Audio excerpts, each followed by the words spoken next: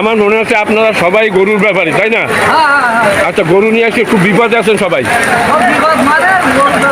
বেচা কিনে মোটর হচ্ছে না। আচ্ছা, আপনি বলেন, আপনি কয়টা গরু নিয়ে আসছিলেন? আছে কয়টা? একটাও বেচে নাই। আচ্ছা, আপনি কয়টা নিয়েছিলেন ব্যাপারী?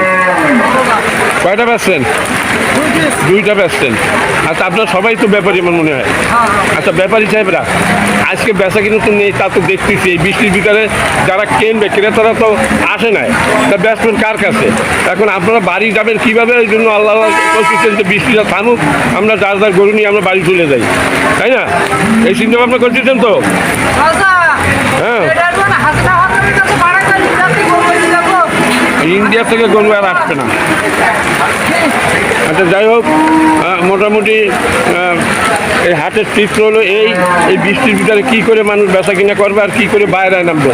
সবাই তো আছে যার যার আশ্রয় আছে, বাইরে নামার কোনো কায়দা নেই। এইটা কোন হাট বলেন তো একটু আপনি? 7 মাইল কোন জেলায়? হ্যাঁ,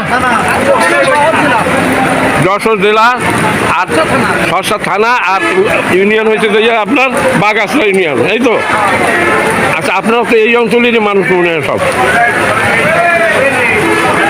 আচ্ছা, ঠিক আছে, মোটামুটি 1-2 মিনিটের